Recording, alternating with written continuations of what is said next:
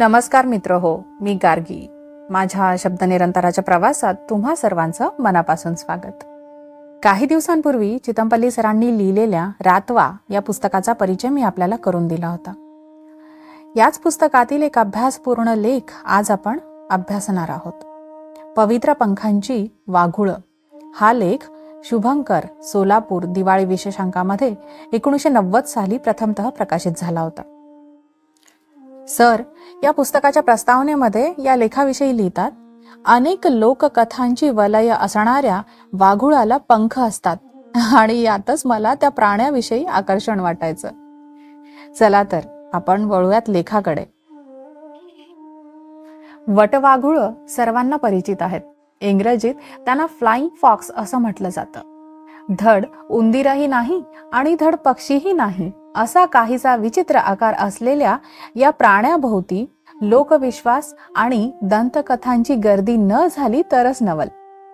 दुष्ट आत्मे वटवाघुळांच्या आश्रयाने राहतात असा समजही लोकांमध्ये रूढ आहे. घनदाट अंधारातून शांतपणे उडणाऱ्या या प्राण्याबद्दल असा समज होणं देखील स्वाभाविकच. सैतानाचं वर्णन करताना त्याला वाघुळाचे पंख असतात असं म्हटलं आहे.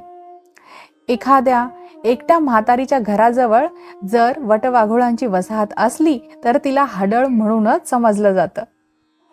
वटवाघूळ हा अशुभ प्राणी आहे. घराभोवती त्याने जर 3 फेऱ्या घातल्या तर तिथे मृत्यू ओढवतो. जर वाघूळ तुमच्या अगदी नजीक आलं तर एखादी म्हातारी हडळ तुमच्यावर जादूटोणा करीत आहे असा संशय येतो. पुरुषांपेक्षा स्त्रियांना वाघुळांची अधिक भीती वाटते, कारण ते त्यांच्या केसांमध्ये गुरफटून जातात. म्हणून कित्येकांचा असा समज आहे की वाघुळं माणसांचं आणि इतर प्राण्यांचं रक्त शोषतात. हा आरोप करणं म्हणजे त्या प्राण्यावर मोठा अन्याय. ही वटवाघुळं शुद्ध शाकाहारी आहेत. लोकविश्वास आणि दंतकथांना थोडाफार सृष्टी ज्ञानाचाही आधार असतोच. त्यालाच कालौघात अतिशयोक्तीचं रूप येऊन त्या प्राण्याभोवती अवास्तवतेचं जाळं निर्माण केलं जातं.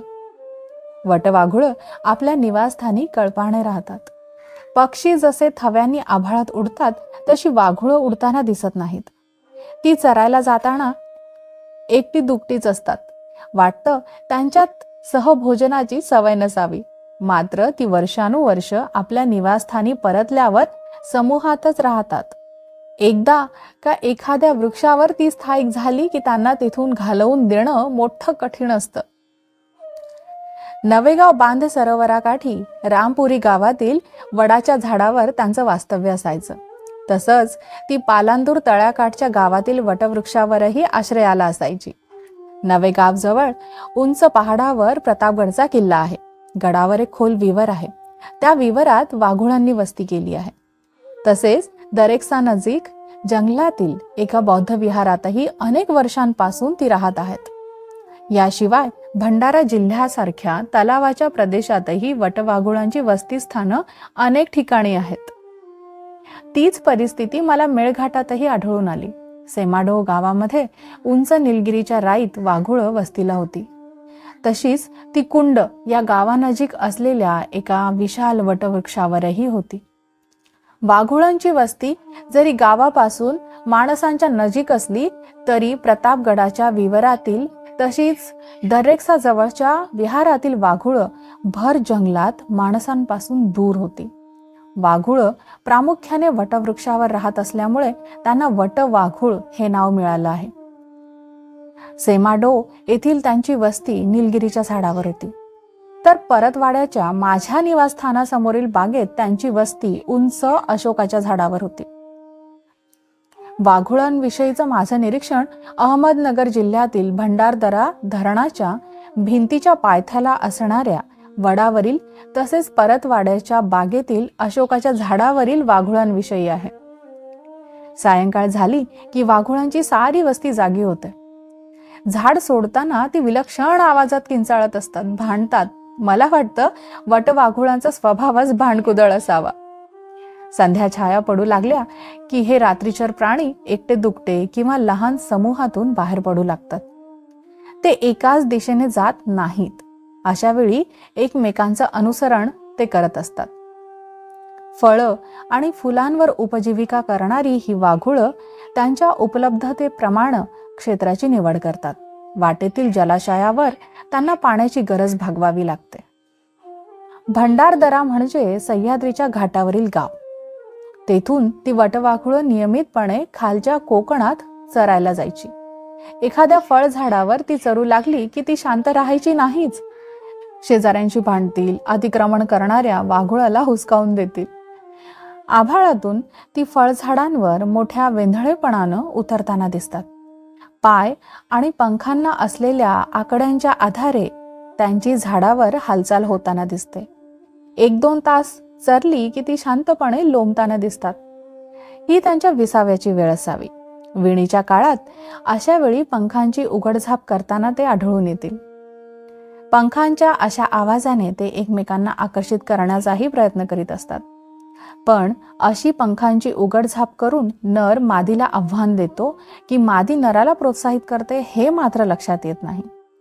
परंतु निरीक्षणाच्या आधारे असं म्हणता येईल की मादीच अशी पंखांची उघडझाप करते आणि नराला आपल्या दिशेने आकर्षित करून घेते. त्यांची वीण ऑक्टोबर ते डिसेंबर या महिन्यात होते. मार्च ते एप्रिल महिन्यात माझ्या बागेतील अशोकाच्या झाडावर त्यांची पिलं मी पाहिलीत. अशा रीतीने विश्रांती घेतल्यावर पुन्हा त्यांचं चरणं सुरू होतं. पहाटेच्या वेळी वाघुळं परत आपल्या निवासस्थानाकडे उडू लागतात. भंडारदऱ्याला मी निरीक्षण कुटीत झोपलो असताना वाघुळाच्या कोलाहलामुळे मला पहाटेच्या अंधारात जाग येत असे. ती वटवृक्षावर स्थिर व्हायच्या आधी इकडून तिकडं उडत असतात. त्यावर आक्रमण झालं की किंचाळून एकमेकांवर तुटून पडत असतात. सारं स्थिर स्थावर होईपर्यंत सूर्य बराच वर आलेला असे. परंतु दिवसाच्या कोणत्याही प्रहरी ती वाघुळांची वसाहत शांत अशी मला कधीही आढळून आली नाही. कुणी फारशी लगट केलेलं देखील त्यांना सहन होत नसावं. नागपुड्या पंखांमध्ये झाकलेल्या असल्या तरी त्यांची दिशा आभाळाकडेच असते. उन्हाळ्यात हवेसाठी पंखा हलवावा तशी वाघुळं आपले 1 किंवा दोन्हीही पंख हलविताना दिसतात. बरेचदा ते आपले अवयव खाजवितानाही दिसतात. खेकड्याच्या आकाराच्या लहान उवा त्यांना सतत चावत असतात. त्यांची दिवसभराची धडपड पाहून असं वाटायचं की हे कधी विश्रांती घेतात की नाही. नवेगाव सरोवरावर वाघुळं सूर्य मावळताच पाण्याला स्पर्श करीत उडताना दिसायची. परंतु त्यांनी पाण्याचा एखादा घोट घेतला की शरीराचा काही भाग पाण्यात बुडविला हे मात्र कळत नसे. असंच दृश्य भंडारदरा जलाशयावरही दिसायचं. पंकोळ्या जशा पाण्यावर सूर मारित असतात तशी वाघुळं पाण्याच्या पृष्ठभागावर स्पर्श करीत असताना उडताना मला दिसत. असं वाटतं तोंड पाण्यात बुडवून ती पाण्याचा घोट घेत असावीत. कित्येक निरीक्षकांचं असं म्हणणं आहे की वाघुळं अशा वेळी पाण्यातील मासे पकडूनही खात असावीत. परंतु मला मात्र ते खरं वाटत नाही. नवेगाव सरोवराच्या आजूबाजूच्या गावांमध्ये ढिवरांची वस्ती होती. ते सरोवरात रोज मासे पकडीत. रात्रंदिवस त्यांचा तेथे वावर होता. सायंकाळी ते आपली जाळी किंवा गळ लावण्यासाठी पाण्यात उतरत. त्यांनी वाघुळांना अगदी जवळून वर्षानुवर्ष पाहिलंय. परंतु एकाही ढिवराने सांगितलं नाही की वाघुळं मासेमारी करतात. अशा रीतीने वाघुळं पाणी पितात हे मात्र त्यांनी अगदी जवळून वर्षानुवर्ष पाहिलं आहे. वटवाघुळं रोज काय खातात हे माझ्या बागेतील झाडावर राहणाऱ्या वाघुळांच्या निरीक्षणावरून मला ध्यानात आलं. मोहाच्या हंगामात वाघुळं मोठ्या तोंडात धरून आपल्या पिलांसाठी आणीत. पिलं आईच्या तोंडातून ती फळं घेत.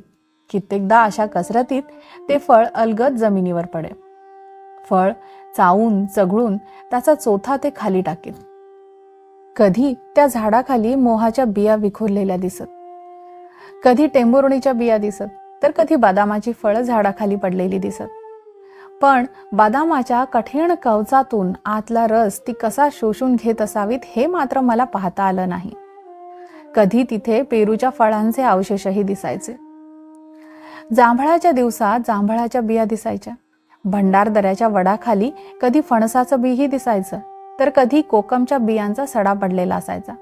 वड, पिंपळ, पाखड, नांदुरकी आणि औदुंबर यांची पिकली फळं वाघुळं खात असलेली मी पाहिली आहेत. लोकविश्वास असा आहे की वटवाघुळांना गुदवार नसल्यामुळे ते आपली विष्ठा तोंडावाटे बाहेर टाकतात.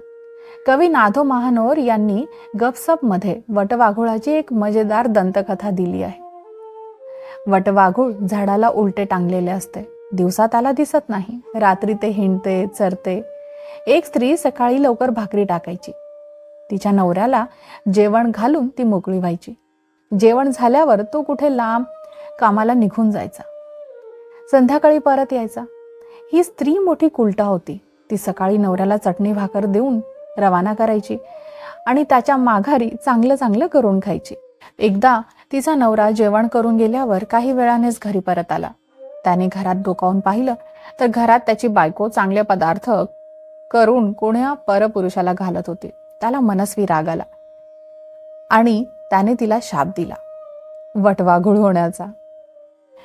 देवादिकांच्या शापाहूनही नवऱ्याचा शाप अधिक लागतो असं म्हणतात. श्रीनिवास कुलकर्णी यांनी डोह मध्ये जुन्या जन्माची माणसे या ललित लेखात वाघोळाचं निरीक्षण नोंदवताना त्याविषयी लोकांमध्ये असलेल्या विश्वासाचा आणि दंतकथांचा उल्लेख केला आहे. तो एक ललित लेख म्हणून मला खूप आवडला. वाघोळाविषयी इतकं नाजूक हळुवार लिहिताना मला कुठेही आढळून आलं नाही.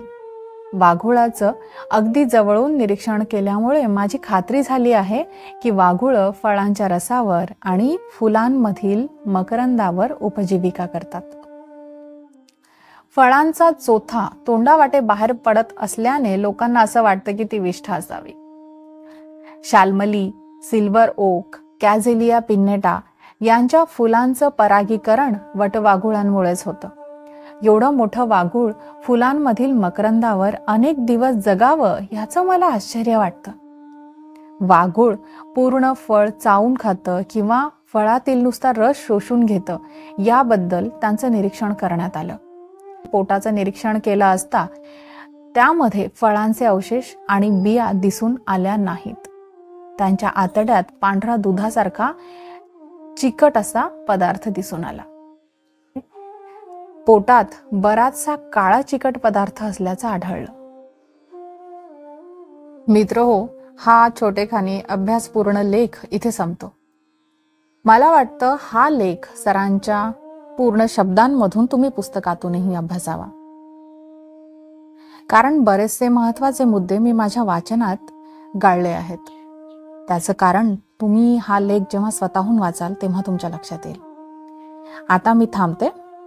आपण लवकरच भेटू एका सुंदरशा लेखासोबत किंवा एखाद्या सुंदरशा पुस्तकाच्या परिचयासोबत. तोपर्यंत आजच्या या लेखावर विचार करा, चिंतन करा आणि भरपूर वाचन करा. धन्यवाद.